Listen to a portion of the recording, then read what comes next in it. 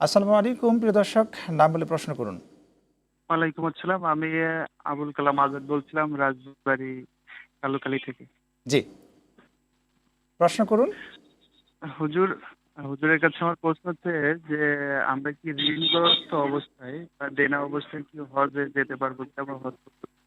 ওকে, আপনি থাকুন আমাদের সাথে। আপনার প্রশ্ন আমরা বুঝেছি, আমরা প্রশ্নের উত্তর দিয়ে আলোচনায় ফিরবো জি। ইনশাল্লাহ। ঋণগ্রস্ত অবস্থায় হজে যাওয়া যাবে কি?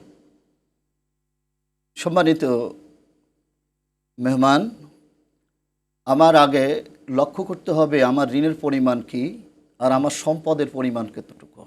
আচ্ছা।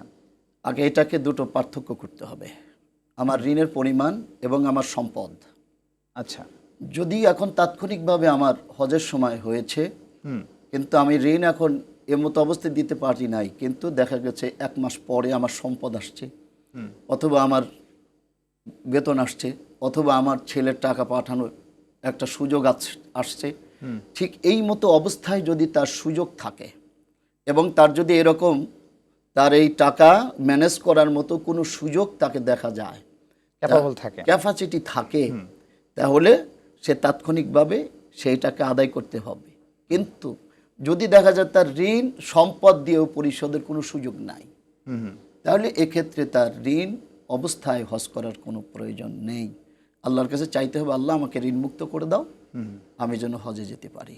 জি। আর কোনো মানুষ যদি আল্লাহর কাছে ঋণ মুক্তর জন্য দুটি আমল করে, আল্লাহ খুব তাড়াতাড়ি তাদেরকে ঋণ মুক্ত করে। আমল দুটি কি? সেই আমল দুটি হচ্ছে নিয়মিত নামাজ আদায় করে হাউকালা পাঠ করা, লা হাওলা ওয়ালা কুওয়াতা।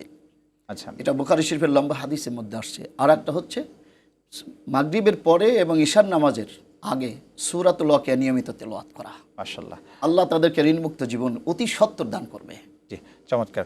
যে আলোচনায় আমরা ছিলাম ইবাদত কবুলের সত্য সম্পর্কে, আপনি দুটি বিষয় খুব চমৎকার বলেছেন। একটি বলেছেন আল্লাহ সুবহানাহু ওয়া তাআলার সন্তুষ্টি জি সামনে রেখে ইবাদতটা করতে জি হবে। জি জি দুই নম্বর আপনি বলেছেন যে ইবাদতের নিয়ত মানে নিয়ত। উদ্দেশ্য বুঝতে জি, হবে, জি, জি। উদ্দেশ্য বুঝে ইবাদতটা করতে হবে, নয়তো জি। গন্তব্যে পৌঁছাতে জি, জি। পারবো না। এরপরেও কি কোনো সত্য আছে কিনা যদি আলোচনা করতেন। এরপরে তো অবশ্যই আছে। আল্লাহ পাক বলেছেন কুলু ওয়াশরাবু হালালান তাইয়্যিবা, হালাল হালাল মাল এবং অর্থাৎ তয়্যিবা। তাইয়্যিবা, অর্থাৎ আল্লাহ বলেছেন পান খাও এবং পান করো।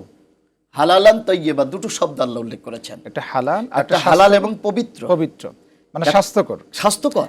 শুনবো, একজন দর্শক যুক্ত হয়েছেন। জি, জি। আলহামদুলিল্লাহ। আসসালামু আলাইকুম প্রিয় দর্শক, নাম বলে প্রশ্ন করুন, কে কোথা থেকে যুক্ত হয়েছেন বলুন। ওয়ালাইকুম আসসালাম। আমি আইয়ুব আলী বলছিলাম কুষ্টিয়া থেকে। জি প্রিয় ভাই, প্রশ্ন করুন। জি, আমি বলছি যে আমি সালাতে ফেল করেছি, তৃতীয় রাকাতে যাই আমি সালাতে দাঁড়াইছি, আচ্ছা। কিন্তু ইমাম সাহেব তার আগেই ভুল করছে। তাহলে কি আমাকে ইমাম সাহেবের সাথে সুসেজদা দেওয়া লাগবে? ওকে, আপনি থাকুন আমাদের সাথে। খুব চমৎকার একটি প্রশ্ন করেছেন। সালাতে দাঁড়িয়েছেন, 4 রাকাত বিশিষ্ট সালাতে তিনি দাঁড়িয়েছেন, জি। তৃতীয় রাকাতে এসেছেন। সেই জায়গায় পূর্বেই ইমাম সাহেব একটা লুকমা খেয়েছেন, ভুল করেছেন। এখন প্রক্রিয়াটা কেমন হবে? ইমাম সাহেব পূর্বেও যদি লোকমা খেয়ে থাকেন, হুম। মুসল্লি ইমামের পিছনে থেকে আসতে পারবে না, উনি অপেক্ষা থাকবেন। পরবর্তীতে ইমাম সাহেব যখন সহসিজদা দিবেন, তখন আমাকে মুসল্লি হিসেবে আমাকেও সহসিজদা দিয়ে আমার দিতে হবে। নামাজটাকে শুদ্ধ করে নিতে হবে।